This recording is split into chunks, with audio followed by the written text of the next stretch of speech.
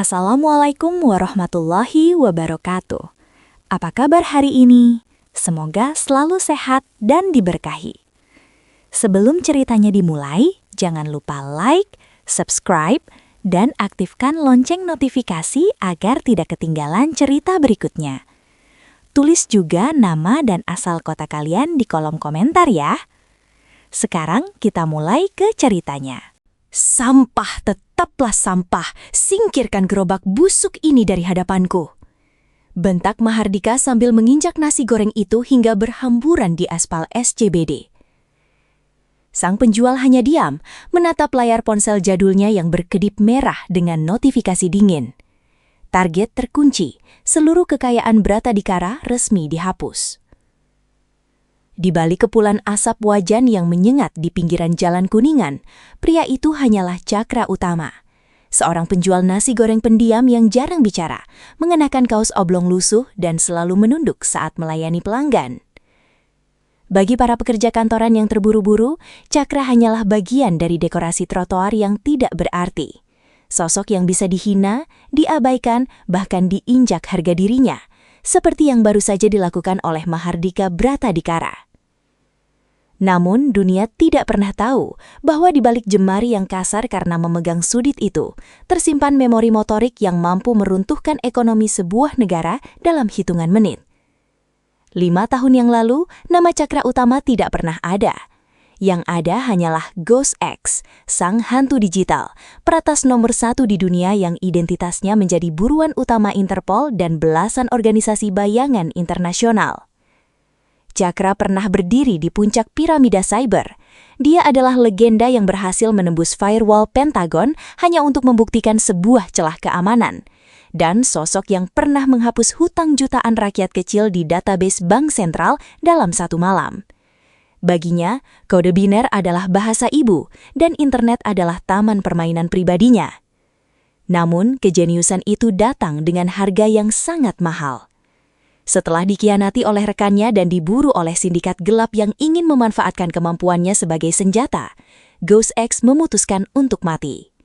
Dia memalsukan kematiannya dalam sebuah ledakan server di pedalaman Eropa Timur, menghapus seluruh jejak digitalnya hingga ke akar-akarnya, dan lahir kembali sebagai Cakra Utama di hiruk-pikuk Jakarta.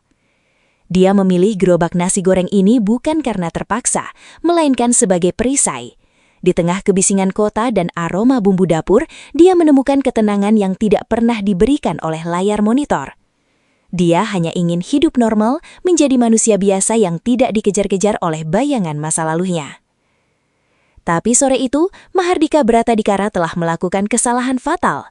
Pengusaha arogan itu tidak hanya merusak mata pencahariannya, tapi juga mengusik naga yang sedang tertidur lelap. Sambil mengusap debu di layar ponsel Nokia 3310 miliknya, Cakra menatap punggung Mahardika yang menjauh dengan tawa kemenangan. Ponsel tua yang terlihat seperti sampah itu sebenarnya telah dimodifikasi dengan chip kuantum ilegal, mesin tempur cyber paling mematikan yang pernah diciptakan manusia. Cakra menghela nafas panjang, sebuah tarikan nafas yang menandakan berakhirnya masa pensiun sang legenda. Dia tidak butuh senjata api atau pasukan untuk membalas dendam. Baginya, harga diri yang diinjak harus dibayar dengan kehancuran total. Saat jemarnya mulai menari di atas tombol angka yang keras, sebuah perintah terenkripsi meluncur menembus satelit, melewati protokol keamanan Bratadikara Tech yang dianggap mustahil untuk ditembus. Di dalam bayang-bayang gerobaknya, Ghost X telah kembali. Dan kali ini, dia tidak akan meninggalkan tawanan.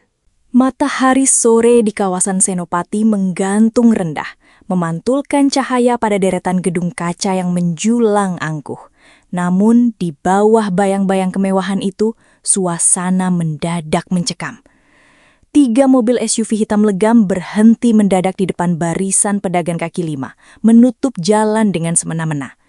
Dari dalam mobil paling mewah, turunlah Mahardika Bratadikara dengan setelan jas seharga ratusan juta rupiah yang tampak kontras dengan debu jalanan. Wajah Mahardika terlihat sangat muak. Baginya, pemandangan para pedagang kecil dengan gerobak-gerobak mereka adalah noda di atas kanvas kesempurnaan proyek impiannya, Bratadikara Grand Mall. Dengan langkah penuh arogansi, dia memimpin puluhan pria berseragam hitam untuk maju ke depan. Tanpa basa-basi, salah satu anak buahnya menendang sebuah kursi plastik milik pedagang soto hingga hancur berkeping-keping. "Mulai hari ini, tidak ada lagi sampah yang boleh berjualan di sini," teriak Mahardika. Suaranya menggelegar mengalahkan kebisingan mesin kota. "Dalam 1 jam, area ini harus bersih. Siapapun yang masih terlihat, gerobaknya akan langsung masuk ke mesin penghancur." Seorang pedagang tua, Pak RT setempat, mencoba memberanikan diri mendekat. Dengan tangan gemetar, dia memohon agar diberikan waktu atau setidaknya uang kompensasi untuk mencari tempat baru. Namun Mahardika hanya tertawa dingin. Dia menarik kerah baju Pak RT dan mendorongnya hingga jatuh tersungkur di aspal. "Kompensasi, kalian ini parasit. Kalian sudah mencuri ruang di tanah milik Brata di Karasel selama bertahun-tahun secara gratis, dan sekarang kalian minta uang." Mahardika meludah tepat di samping wajah Pak RT yang malang. "Dengar baik-baik, serangga seperti kalian tidak punya hak untuk negosiasi. Pembangunan mal ini adalah masa depan Jakarta, dan masa depan tidak butuh penjual makanan sampah seperti kalian." Di tengah keributan dan tangisan para pedagang yang mulai panik menyelamatkan barang-barang mereka, Cakra Utama tetap berdiri diam di balik gerobak nasi gorengnya. Dia terus mengaduk nasi di atas wajan panas, seolah-olah kebisingan di sekitarnya hanyalah angin lalu. Namun, jika ada yang memperhatikan lebih dekat, rahang Cakra mengeras. Matanya yang biasanya tenang, kini memancarkan kilatan yang sangat dingin. Leon Raharjo, tangan kanan Mahardika yang berwajah licik, mendekati gerobak Cakra. Dia memukul permukaan kaca gerobak itu dengan tongkat kayu, membuat piring-piring di dalamnya beradu. Leon tersenyum mengejek saat melihat Cakra yang hanya diam menunduk. "Hei, penjual nasi goreng, kau tuli!" bentak Leon. "Bos Mahardika sudah bicara. Angkat kakimu dari sini sekarang juga, atau aku sendiri yang akan membakar gerobak busuk ini bersama pemiliknya." Mahardika ikut mendekat, berdiri di samping Leon sambil menyilangkan tangan di dada. Dia menatap Cakra dengan pandangan menghina, seolah sedang melihat kotoran di sepatu mahalnya. "Oh, rupanya ini si penjual nasi goreng yang kemarin gerobaknya saya injak. Ternyata kamu masih punya nyali untuk kembali ke sini. Kamu benar-benar tidak tahu diri ya." Dalam hening cepat, Cakra akhirnya berhenti mengaduk. Dia meletakkan suditnya perlahan, lalu menatap Mahardika tepat di matanya. Tidak ada ketakutan di sana, hanya ada kekosongan yang membuat Mahardika sesaat merasa tidak nyaman. "Tanah ini adalah milik publik, Tuan Mahardika. Anda tidak bisa mengusir mereka tanpa prosedur hukum yang benar, apalagi tanpa kompensasi," ucap Cakra dengan suara rendah namun sangat jelas. Mendengar itu, tawa Mahardika pecah. "Hukum? Akulah hukum di tempat ini. Semua pejabat di kota ini sudah masuk ke kantongku. Apa yang bisa dilakukan oleh seorang penjual nasi goreng lusuh seperti kamu? Mau melapor polisi? Silahkan, mereka bahkan tidak akan mau mencatat namamu." Mahardika kemudian memberikan isyarat kepada anak buahnya untuk mulai mengangkut gerobak-gerobak di sana secara paksa. Suasana berubah menjadi kerusuhan kecil saat para pedagang mencoba mempertahankan mata pencaharian mereka. Tangisan anak-anak dan teriakan minta tolong pecah di sepanjang Jalan Senopati. Melihat kekacauan itu, Mahardika tersenyum puas. Baginya, kekuatan uang dan kekuasaan adalah segalanya. Dia tidak sadar bahwa di balik ketenangan Cakra, sebuah badai sedang dipersiapkan. Cakra merogoh saku celananya, menyentuh permukaan ponsel Nokia jadulnya yang mulai bergetar. Dia tahu Mahardika baru saja menandatangani surat kematian untuk karir dan kekayaannya sendiri.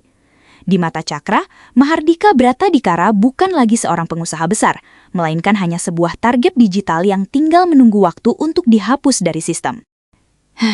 Di bawah temaram lampu jalan yang mulai berkedip, Jakarta menyisakan hawa panas yang menyesakkan.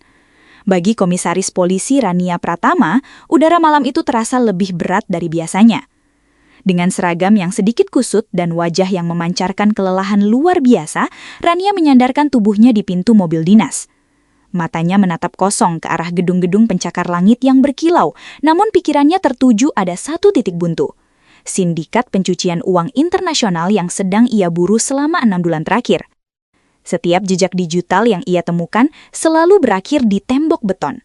Sang pelaku, yang dikenal dengan kode The Architect, seolah-olah adalah hantu yang bisa menghilang di tengah keramaian data biner. Rania tahu, jika dalam 48 jam ke depan dia tidak menemukan bukti kuat, kasus ini akan diambil alih oleh unit lain, dan semua kerja keras timnya akan sia-sia. Langkah kakinya yang berat membawa Rania ke sebuah gerobak nasi goreng yang masih mengepulkan uap di pojok jalan yang sepi. Aroma bawang putih goreng dan bumbu rahasia menyeruak, sedikit memberikan ketenangan di tengah badai pikirannya. Di sana, seorang pria dengan kaos oblong hitam dan topi lusuh sedang sibuk mengayunkan sudit.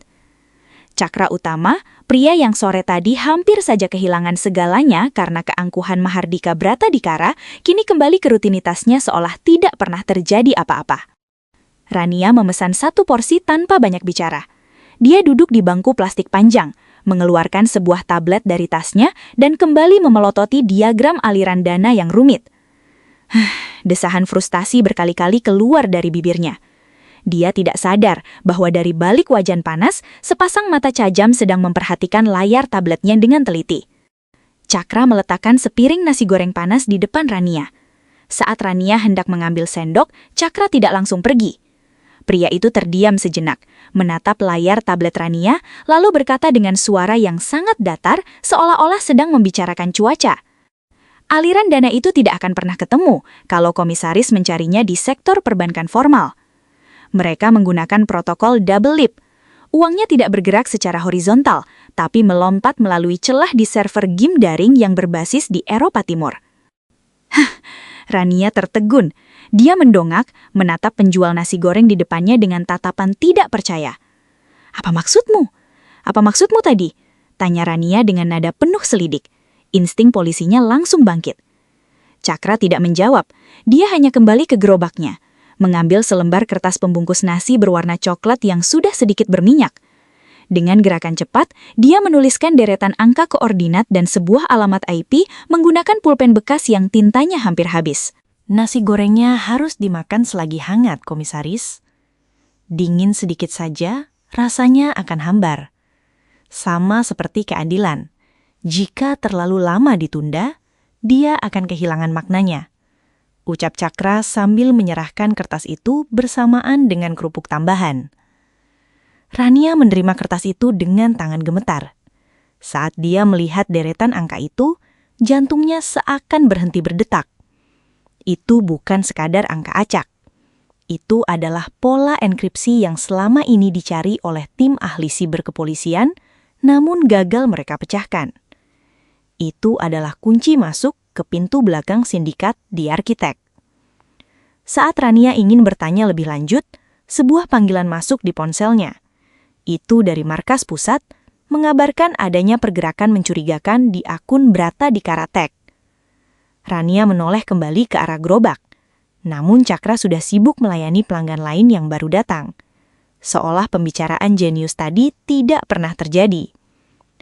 Rania bangkit, menggenggam erat kertas pembungkus nasi yang kini terasa lebih berharga daripada emas. Dia menatap punggung Cakra yang tampak ringkih, namun menyimpan misteri yang begitu dalam. Siapa sebenarnya pria ini? Mengapa seorang jenius bersembunyi di balik gerobak nasi goreng? Malam itu, di tengah kebisingan Senopati, Rania sadar bahwa dia baru saja menemukan senjata paling mematikan untuk meruntuhkan kekuasaan zolim Mahardika Bratadikara. Dan senjata itu diberikan oleh pria yang tadi siang diinjak-injak harga dirinya di aspal jalanan. Rania bergegas masuk ke mobilnya, memacu mesin dengan kencang, membawa secari kertas yang akan menjadi awal dari kehancuran kerajaan bisnis Bratadikara. Sementara di belakangnya, Cakra Utama terus mengaduk nasinya, menghilang dalam kepulan asap dan bayang-bayang kota yang kejam. Di lantai teratas gedung Bratadikara Tower, kepulan asap cerutu mahal memenuhi ruangan kantor yang dingin. Mahardika Bratadikara duduk bersandar di kursi kulitnya, wajahnya masih memerah karena amarah yang belum padam. Baginya, penolakan si tukang nasi goreng itu bukan sekadar hambatan kecil, melainkan penghinaan terhadap otoritasnya. Di depannya, Leon Raharjo berdiri dengan sikap hormat yang dipaksakan. sambil memutar-mutar sebuah ponsel pintar di tangannya. Leon tahu betul watak tuannya. Mahardika tidak butuh alasan logis. Dia hanya butuh hasil. Dan bagi Leon, menghancurkan orang kecil seperti Cakra Utama tidak butuh otot, melainkan kelicikan yang bisa membunuh tanpa menyentuh. Tuan Mahardika memaksanya pergi dengan kekerasan hanya akan menarik perhatian media dan aktivis hak asasi manusia. Ucap Leon dengan nada yang licin seperti ular. Kita harus membuatnya menghilang secara legal. Begitu dia masuk penjara dengan label yang sangat buruk, tidak akan ada satu orang pun yang membelanya. Mahardika menatap Leon dengan mata menyipit. Apa rencanamu? Jangan bilang kau mau menjebaknya dengan narkoba lagi. Itu terlalu kuno. Leon tersenyum tipis, sebuah senyuman yang menyimpan niat busuk. Jauh lebih mengerikan dari itu, Tuan. Kita akan menjadikannya teroris siber. Kita akan menuduhnya sebagai dalang di balik serangan server Bank Nasional minggu lalu. Dengan begitu, satuan elit kepolisian sendiri yang akan menyeret gerobak sampahnya itu ke lubang terdalam. Tanpa membuang waktu, Leon menghubungi seseorang di jaringan gelap siber. Tak lama kemudian, di sebuah apartemen kumuh di pinggiran Jakarta, seorang peretas bayaran bernama Viper mulai menggerakkan jemarinya. Viper adalah tentara bayaran digital yang tidak punya moral. Asalkan bayarannya cocok, dia bisa menghancurkan reputasi siapa saja. Leon memberikan koordinat lokasi gerobak Cakra kepada Viper. Rencananya sangat rapi. Viper akan meretas sistem keamanan nasional dan meninggalkan jejak digital yang mengarah langsung ke perangkat komunikasi yang ada di titik koordinat tersebut. Mereka tidak tahu bahwa target yang mereka hadapi bukanlah penjual nasi goreng biasa, tapi mereka sangat yakin bahwa ponsel jadul yang sering dipegang Cakra akan menjadi bukti utama yang menjeratnya. Suntikan file transkripsi berisi rencana sabotase infrastruktur negara ke dalam jaringan publik di area gerobaknya. Perintah Leon melalui sambungan telepon yang dienkripsi. Pastikan saat tim cyber kepolisian melakukan ping, semua bukti itu seolah-olah berasal dari tangan si penjual nasi goreng itu. Di layar monitor Viper, barisan kode mulai berjalan. Dia tertawa mengajak melihat targetnya yang hanya menggunakan jaringan publik gratisan dan perangkat yang diangkatnya sampah. Bagi Viper ini seperti membantai semut dengan meriam. Dia mulai menanamkan data-data palsu, dokumen rahasia negara yang dicuri, dan instruksi peledakan digital yang semuanya telah dimodifikasi agar terlihat seperti milik Cakra. Leon kembali menghadap Mahardika dengan wajah puas. Semua sudah siap, Tuan. Dalam beberapa jam, narasi tentang penjual nasi goreng teroris akan meledak di berita. Proyek mal kita tidak akan terhambat lagi, karena area Senopati akan langsung disterilisasi oleh aparat untuk kepentingan penyidikan nasional. Kita bahkan tidak perlu membayar kompensasi serupiah pun. Mahardika tertawa terbahak-bahak merasa di atas angin. Dia membayangkan wajah Cakra yang ketakutan saat diringkus oleh pasukan bersenjata lengkap. Di mata Mahardika dan Leon, Cakra hanyalah bidak kecil yang bisa mereka singkirkan kapan saja dari papan catur kekuasaan mereka. Namun, mereka tidak menyadari satu hal. Saat Viper mencoba menyusupkan paket data terakhir ke dalam jaringan di sekitar gerobak Cakra, sebuah peringatan kecil muncul di layar monitor si peretas bayaran. Peringatan itu bukan berasal dari sistem keamanan pemerintah, melainkan sebuah baris kode tunggal yang sangat sederhana namun mematikan. Who is knocking on my door? Viper mengabaikannya, menganggap itu hanyalah gangguan sinyal biasa. Dia terus menekan tombol enter untuk mengirimkan bukti palsu tersebut. Leon pun segera menghubungi koneksinya di kepolisian, memberikan tip anonim tentang keberadaan buronan cyber nomor 1 yang sedang menyamar sebagai pedagang kaki lima.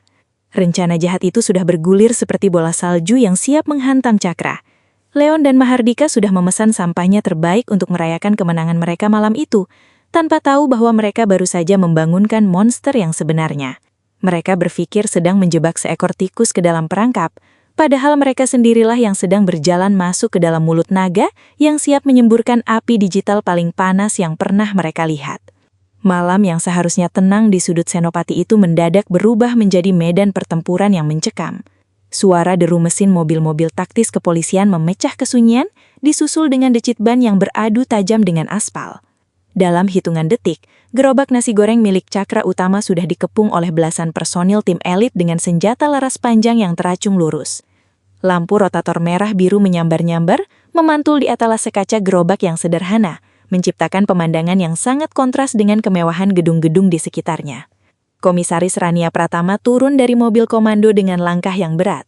Jantungnya berdegup kencang, menatap pria di balik gerobak itu dengan tatapan yang sulit diartikan. Hanya beberapa jam yang lalu, pria ini memberinya petunjuk yang sangat krusial, namun kini perintah penangkapan atas nama terorisme cyber justru turun langsung dari markas besar.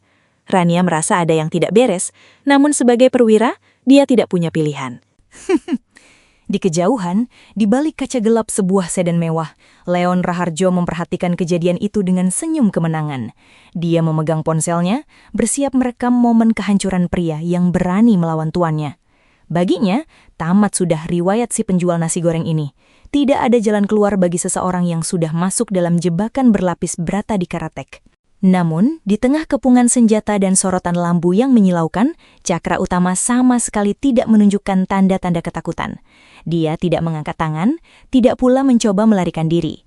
Cakra tetap tenang, tangannya justru merogoh saku celana kainnya yang sudah pudar warnanya. Dia mengeluarkan sebuah ponsel Nokia jadul dengan layar monokrom yang lampunya sudah mulai meredup. "Jangan bergerak, letakkan ponselmu sekarang juga," teriak salah satu anggota tim elit dengan nada mengancam. Cakra tidak menghiraukan gertakan itu. Dia justru menatap Rania memberikan senyuman tipis yang sangat dingin. "Komisaris Rania, saya sudah bilang kan, keadilan itu seperti nasi goreng. Jika terlalu lama ditunda, dia akan dingin dan hambar. Dan malam ini, saya tidak ingin membiarkan siapapun kelaparan akan keadilan." Rania tertegun. Dia melihat jemari Cakra mulai bergerak dengan kecepatan yang tidak masuk akal di atas tombol angka ponsel jadul tersebut. Suara bip-bip pendek yang monoton terdengar di tengah keheningan yang tegang. Bagi orang awam itu hanyalah ponsel sampah yang tidak berguna. Namun bagi Cakra, perangkat kuno itu adalah kunci masuk menuju inti dari sebuah kerajaan busuk. Tiba-tiba, layar tablet yang dipegang oleh teknisi cyber kepolisian di samping Rania berkedip liar. Sinyal radio di seluruh area itu mendadak terdistorsi. Di layar besar pusat komando kepolisian yang terhubung secara daring, muncul sebuah notifikasi berwarna merah darah. External intrusion detected. Viper, peretas bayaran milik Leon yang sedang memantau dari tempat persembunyiannya, mendadak memekik histeris. Layar monitornya yang canggih tiba-tiba dipenuhi oleh barisan kode biner yang berjalan mundur dengan kecepatan cahaya. Dia mencoba menahan serangan itu, namun firewall tingkat militer milik Brata di Karatek yang dia banggakan hancur berkeping-keping seperti kaca yang dihantam palu godam. Ini tidak mungkin, dia menembus enkripsi AES 256 hanya dengan sinyal radio frekuensi rendah, gumam Viper dengan keringat dingin yang mengucur deras. Cakra terus menekan tombol-tombol di ponselnya tanpa melihat layar. Wajahnya tetap datar, seolah-olah dia hanya sedang mengetik pesan teks biasa. Di hadapan Rania yang terpaku, layar digital pada billboard raksasa di seberang jalan yang biasanya menampilkan iklan perhiasan mewah, tiba-tiba mati total. Sedetik kemudian, layar itu menyala kembali, menampilkan aliran data rahasia dari server terdalam Brata di Karatek. Rania menutup mulutnya dengan tangan, tak percaya dengan apa yang dia lihat. Di depan matanya, seorang penjual nasi goreng yang dianggap sampah oleh elit Jakarta sedang melakukan hal yang mustahil. Tanpa komputer super, tanpa koneksi fiber optik, Cakra Utama sedang membedah isi perut perusahaan teknologi terbesar di negeri ini hanya dengan satu tangan. "Komisaris, lihatlah," ucap Cakra pelan namun penuh penekanan. Firewall mereka memang tingkat militer, tapi keserakahan mereka meninggalkan celah yang sangat besar. Saya hanya perlu mengetuk pintu yang tepat. Suasana di lokasi penangkapan berubah menjadi kebingungan massal. Para anggota polisi yang tadinya siap menarik pelatuk kini menurunkan senjata mereka, terpaku melihat data-data korupsi, bukti pencucian uang dan rencana jahat penggusuran yang terpampang nyata di layar raksasa di atas kepala mereka. Cakra Utama, dengan ponsel jadulnya, baru saja membuktikan bahwa di dunia digital, identitas adalah samaran, dan kekuatan yang sesungguhnya tidak butuh panggung yang megah. Dia berdiri di sana, di balik asap gerobaknya, sebagai hakim yang sedang membacakan vonis mati untuk sebuah dinasti yang zalim. Suasana di sekitar gerobak nasi goreng itu mendadak hening, meski ratusan pasang mata dan moncong senjata tertuju pada satu titik. Cakra Utama, pria yang dianggap sampah oleh elit Jakarta, masih terus menari dengan jemarinya di atas tombol angka ponsel Nokia jadulnya. Suara teloret khas ponsel lawas itu terdengar konyol di tengah ketegangan ini. Namun, efek yang ditimbulkannya jauh dari kata lucu. Di dalam mobil mewahnya, wajah Leon Raharjo yang tadinya penuh kemenangan berubah menjadi pucat pasi. Ponsel di tangannya mendadak panas, lalu layarnya berubah menjadi merah darah dengan logo tengkorak biner yang berkedip. Di saat yang sama, Viper, sang peretas bayaran, berteriak frustasi di markasnya karena seluruh sistemnya terkunci total. Mereka tidak sadar bahwa mereka bukan sedang berhadapan dengan penjual nasi goreng, melainkan dengan Ghost X, legenda hidup yang sanggup meruntuhkan ekonomi sebuah negara hanya dengan satu baris kode. Tiba-tiba, keajaiban digital terjadi di seluruh penjuru Jakarta. Billboard raksasa di Bundaran HI, layar digital di sepanjang Jalan Protokol Sudirman, hingga layar-layar besar di pusat perbelanjaan elit, semuanya mati secara serentak. Detik berikutnya, wajah sombong Mahardika Bratadikara dan Leon Raharjo muncul di layar-layar tersebut. Bukan sebagai iklan produk teknologi terbaru, namun dalam rekaman video tersembunyi yang diambil dari sudut kantor mereka. Suara Mahardika menggelegar melalui pengeras suara publik yang juga telah diretas oleh Cakra. Kalimat-kalimat keji tentang rencana penggusuran paksa tanpa kompensasi, instruksi untuk menyuap pejabat, hingga rencana menjebak Cakra dengan tuduhan terorisme terdengar sangat jernih di telinga setiap warga Jakarta yang melintas. Rakyat kecil itu seperti kecoa, Leon. Cukup diinjak sedikit, mereka akan hancur dan kita bisa membangun istana di atas bangkai mereka. Suara Mahardika terdengar arogan dari seluruh pengeras suara kota, membuat orang-orang yang mendengarnya berhenti melangkah dengan raut wajah marah. Di lokasi penangkapan, Komisaris Rania Pratama ternganga melihat layar tablet tim cybernya yang kini menampilkan seluruh aliran dana ilegal milik Bratadikara Tech. Data itu mengalir deras, menunjukkan angka-angka fantastis hasil pencucian uang yang selama ini disembunyikan di balik proyek-proyek mal mewah. Rania menoleh ke arah Cakra yang masih tenang di balik gerobaknya.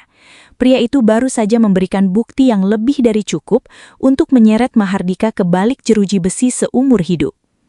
Masyarakat yang tadinya menonton penangkapan itu melalui ponsel mereka, kini beralih menghujat Mahardika di media sosial. Tagar kehancuran Bratadikara memuncaki trending topik dalam hitungan menit. Di depan mata ribuan saksi mata, kebusukan yang selama ini tertutup rapi oleh kemewahan, kini telanjang bulat di hadapan publik. Cakra akhirnya berhenti menekan tombol ponselnya. Dia memasukkan kembali benda kuno itu ke sakunya, lalu menatap Rania dengan tatapan yang sangat dalam. Dia tidak butuh pengakuan, dia tidak butuh tepuk tangan. Baginya melihat ketakutan yang mulai merayap di wajah Leon yang bersembunyi di dalam mobil adalah bayaran yang setimpal atas injakan di gerobaknya sore tadi. Dunia digital tidak pernah lupa, Komisaris. Dan malam ini, Jakarta dipaksa untuk mengingat siapa yang sebenarnya adalah sampah di kota ini. Ucap Cakra pelan, namun suaranya seolah bergaung di tengah keheningan malam. Rania hanya bisa terpaku. Dia menyadari satu hal yang mengerikan sekaligus mengagumkan. Penjual nasi goreng di depannya ini baru saja mendeklarasikan perang terbuka terhadap sistem yang korup. Dan hanya dalam 10 menit, dia sudah memenangkan pertempuran itu tanpa harus mengeluarkan satu peluru pun. Dinasti Bratadikara yang dibangun dengan keserakahan selama puluhan tahun, kini runtuh berkeping-keping hanya karena mereka salah memilih lawan di pinggir jalan. 1 jam. Hanya itu waktu yang dibutuhkan bagi sebuah kerajaan bisnis yang dibangun dengan keserakahan selama puluhan tahun untuk runtuh hingga ke pondasinya.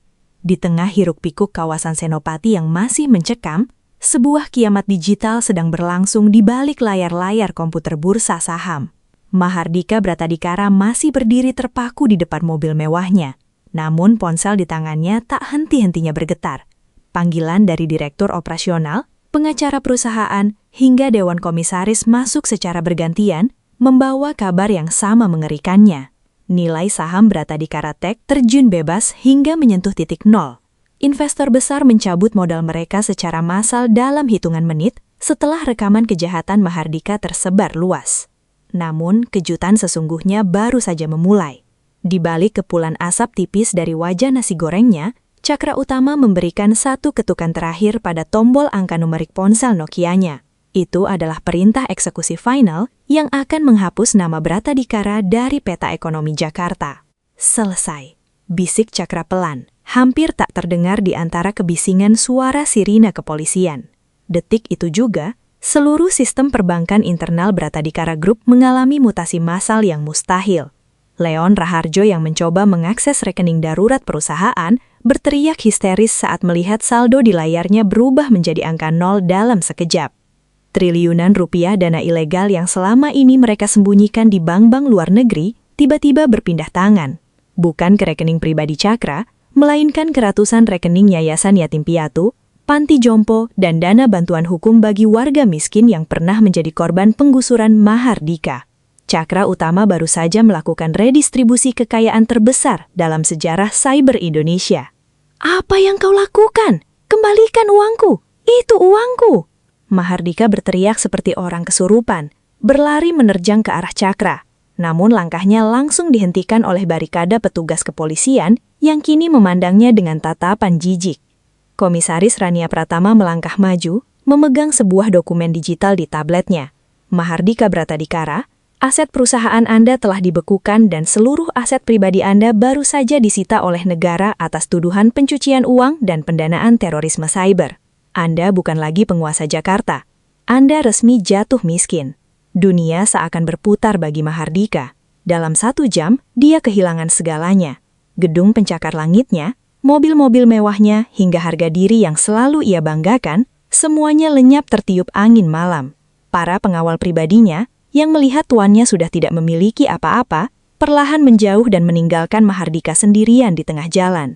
Pria yang tadinya begitu arogan itu, kini tersungkur di atas aspal yang dingin. Dengan pakaian mahal yang mulai kotor terkena debu, Mahardika merangkak mendekati gerobak nasi goreng milik Cakra. Gerobak yang sore tadi ia injak-injak dengan sepatu kulitnya yang seharga ratusan juta rupiah. "Tolong, Cakra, hentikan ini. Saya mohon," isak Mahardika. Air matanya bercampur dengan keringat dan debu. Dia memegang kaki meja kayu gerobak itu, menangis histeris di depan pria yang dulu ia panggil sebagai sampah masyarakat. "Saya akan memberikan apa saja.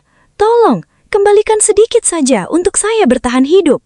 Cakra Utama hanya menunduk, menatap pria yang hancur di bawah kakinya itu tanpa sedikit pun rasa kasihan. Wajahnya tetap datar, sedingin layar ponsel yang ia pegang. "Sepatu yang kau pakai untuk menginjak gerobak ini harganya bisa memberi makan 1.000 orang miskin selama sebulan, Mahardika. Sekarang, kau bahkan tidak punya uang untuk membeli 1 porsi nasi gorengku." Cakra kemudian mengambil selembar kertas pembungkus nasi yang sudah kusam, menuliskan sesuatu di sana, dan menjatuhkannya tepat di depan wajah Mahardika yang sedang meratap. Kertas itu berisi alamat panti asuhan yang baru saja menerima donasi terbesar dari aset Mahardika. "Pergilah ke sana. Mungkin mereka akan memberimu sisa makanan jika kau mau belajar bagaimana caranya menjadi manusia," lanjut Cakra. Mahardika hanya bisa meraung, memukul-mukul aspal dengan tangannya yang gemetar. Dia tidak pernah membayangkan bahwa kejatuhannya akan datang dari seorang penjual nasi goreng di pinggir jalan. Rasa malu dan penyesalan yang terlambat kini mencekik lehernya lebih erat daripada hukum manapun. Di bawah lampu jalan yang temaram, sang pengusaha zalim itu kini hanyalah seorang gelandangan yang menangis di samping gerobak yang pernah ia hinakan. Malam di kawasan Senopati perlahan-lahan kembali ke pelukan sunyi, meskipun sisa-sisa badai yang baru saja menghantam dinasti Bratadikara masih terasa di udara. Polisi mulai menggiring Mahardika yang sudah kehilangan kewarasannya ke dalam mobil tahanan. Di sisi lain, Cakra Utama tampak sangat tenang, seolah-olah kehancuran sebuah kerajaan bisnis senilai triliunan rupiah hanyalah rutinitas harian baginya. Dengan gerakan yang santai, dia mulai membersihkan sisa-sisa bumbu di wajannya, lalu melipat kain lap kusam yang tersampir di bahunya. Komisaris Rania Pratama berdiri tidak jauh dari sana, mengamati setiap gerak-gerik pria itu dengan tatapan penuh kekaguman sekaligus tidak kepercayaan.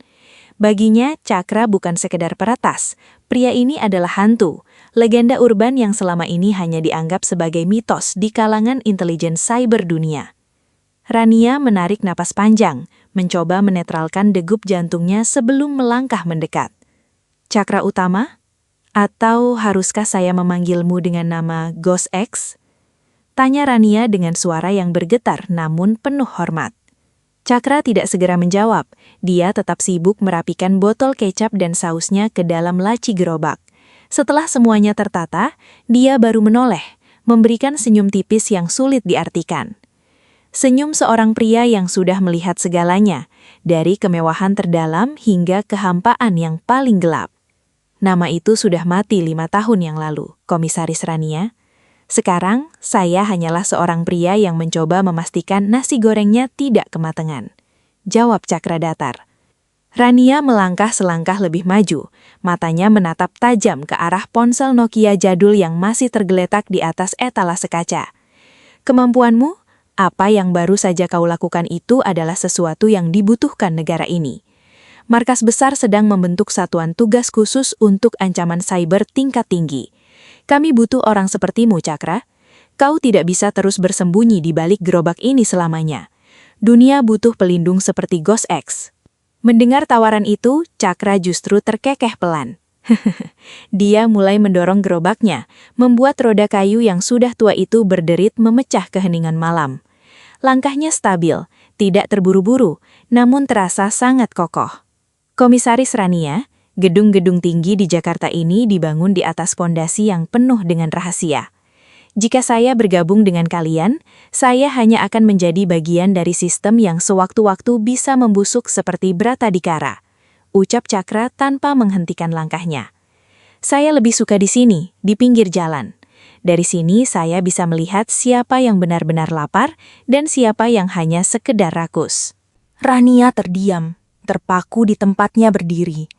Dia ingin mengejar, namun ada wibawa yang sangat besar dari punggung pria itu yang seolah memberikan batasan tak kasat mata.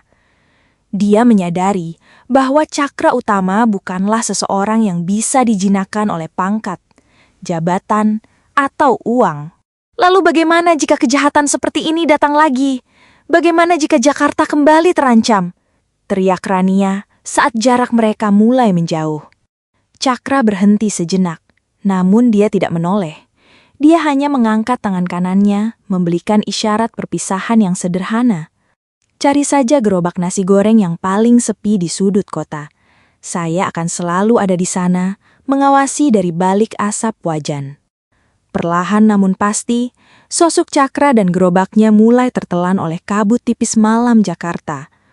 Lampu jalanan yang temaram membuat siluetnya memudar di antara gang-gang sempit yang jarang melewati orang. Cakra menghilang seolah dia memang tidak pernah benar-benar ada di sana.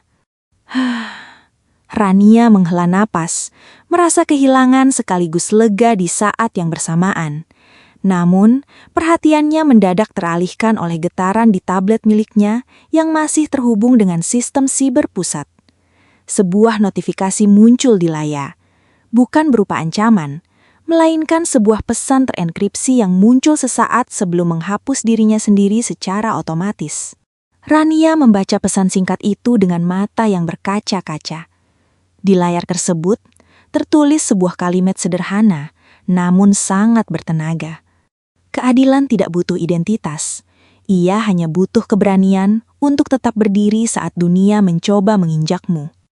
Di tengah hiruk-pikuk kota yang mulai terbangun dari keterkejutannya, Cakra utama terus mendorong gerobaknya menyusuri aspal yang dingin. Dia kembali menjadi bayangan, seorang mantan hacker nomor 1 yang memilih jalan sunyi demi menjaga keseimbangan. Baginya, kemenangan malam ini bukanlah tentang jatuhnya Bratadikara, melainkan tentang tetap tegaknya sebuah harga diri di balik gerobak nasi goreng yang sederhana. Jakarta mungkin akan melupakan namanya, tapi dunia digital tidak akan pernah lupa pada sosok yang menghancurkan tirani hanya dengan ponsel jadul di tangan kirinya.